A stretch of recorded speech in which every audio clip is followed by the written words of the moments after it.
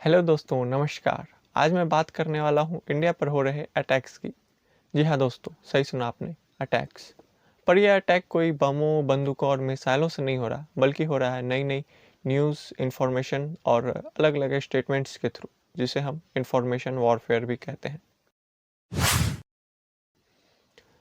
गौर से देखिए इस प्यारे गोरे चाचा जी को।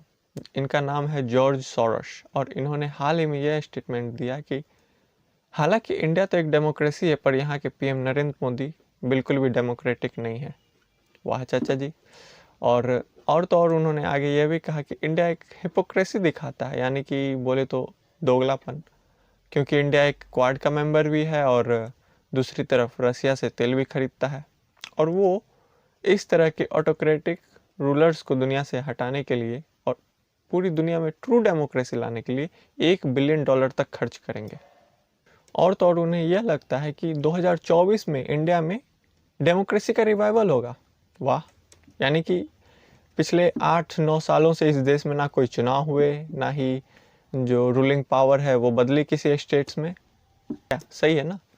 और उन्हें ऐसा लगता है ऐसा इसलिए होगा क्योंकि मोदी सरकार, मोदी गवर्नमेंट अडानी के मामले पर पूरी तरह से फंस चुकी है, जो कि एक तरह से सही भी है कि जब से यह हिंडनबर्ग की रिपोर्ट आई है तब से अडानी इंटरप्राइजेस के शेयर्स आधे से भी कम कीमतों पर बिक रही है, और पूरे पार्लियामेंट में इसी पर बहस होता रहा।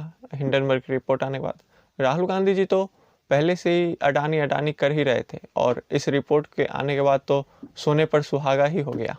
उसके बाद बीबीसी की डॉक्यूमेंट्री भी आ गई, जिस पर मोदी गवर्नमेंट ने तो बैन लगा दिया, पर इस बैन की वजह से यह एक इंटरनेशनल सेंसेशनल न्यूज़ बन गई।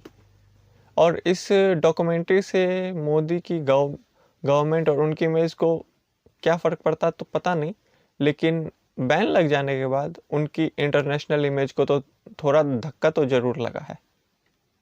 और अब इन सारे इवेंट्स को देखें और इनकी टाइमिंग को देखें तो हमें कुछ नज़र आएगा कि यह अचानक से यूरोपियंस और वेस्टर्न्स पावर, अलग अलग न्यूज़ वाले, एनजीओज वाले अचानक से इंडिया को डिस्टेबल करने में क्यों लगे हुए हैं।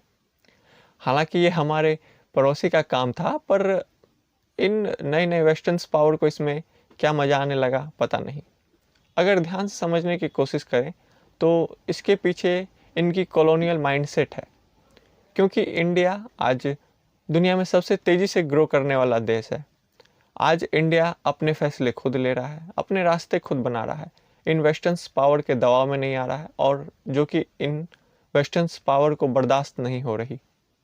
जैसा कि डॉक्टर एस जयशंकर ने भी कहा कि ये जॉर्ज सोरोस जैसे लोग उस टाइम पीरियड से आते हैं जब जहाँ पर वो सोचते हैं कि यूएस और यूरोप ही दुनिया की वर्ल्ड सुपर पावर है और पूरी दुनिया उनके हिसाब से चलनी चाहिए। तो ऑफ कोर्स सी बात है, जो देश उनके हिसाब से ना चलेंगे तो वो चाहेंगे कि उस देश की गवर्नमेंट और रिज्म को बदल दिया जाए, चाहे उसके लिए उन्हें कितने भी पैसे खर्चने क्यों ना पड़ जाए।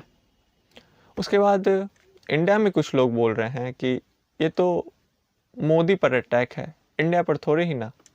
तो उन लोगों के लिए मैं ये कहना चाहूँगा कि आज इंडिया एक बहुत स्ट्रॉन्ग कंट्री बन चुका है। यहाँ की डेमोक्रेसी, यहाँ की कॉन्स्टिट्यूशन और यहाँ के लोग इतने पावरफुल हैं खुद में कि वो अपने सारे प्रॉब्लम सॉल्व कर सकें। इसलिए जो ये वेस्टर्न पावर्स का अटैक है वो सिर्फ मोदी गवर्नमेंट पर ही नहीं बल्कि पूरे इंडिया के लोगों पर है, और यह हमें समझना होगा।